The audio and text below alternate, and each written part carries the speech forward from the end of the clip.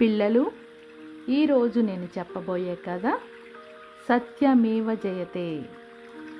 ఇది ఒక పులి ఆవు కథ. ఒక గ్రామంలో ఒక ఆవు ఉండేది.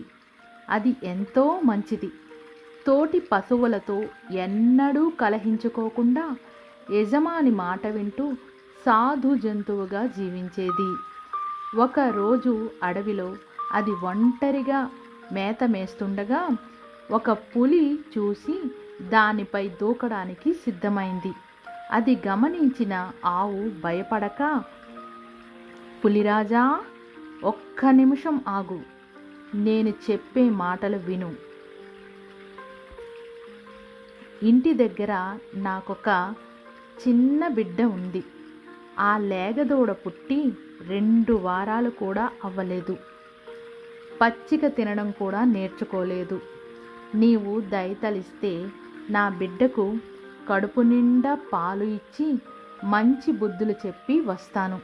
ఆ తర్వాత నన్ను భక్షించు అన్నది దీనంగా ఆవు.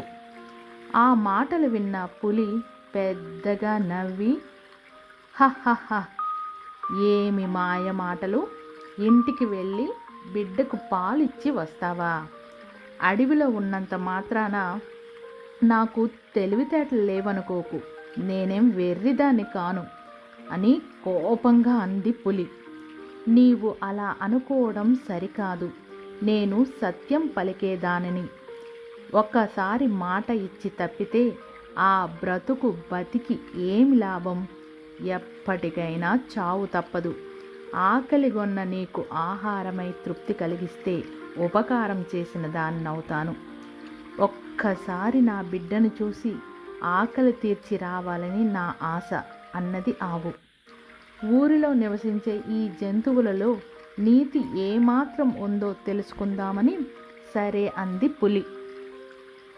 ఆవు ఇంటికి పోయి దూడకు కడుపు నిండా పాలిచ్చి కోడి దూడ శరీరాన్ని ప్రేమతో నాకుతూ, నాయనా, బుద్ధిమంతుడుగా మంచితనంతో జీవించు, తోటివారితో స్నేహంగా ఉండు, ఎట్టి పరిస్థితుల్లోనూ అబద్ధాలాడవద్దు, మంచి ప్రవర్తనతో పేరు తెచ్చుకో అని బిడ్డకు మంచి బుద్ధులు చెప్పి ఆవు అడవికి చేరుకున్నది.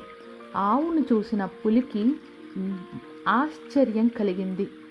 తన ప్రాణాల కంటే ఇచ్చిన మాట ముఖ్యం అనుకున్న ఈ ఆవు ఎంత గొప్పది, దీనిని చంపి తింటే తనకే పాపం అనుకొని ఆవును వదిలిపెట్టి వేసింది పులి. పులికి ధన్యవాదాలు తెలిపి పరుగు పరుగున తన దూడ వద్దకు చేరింది ఆవు.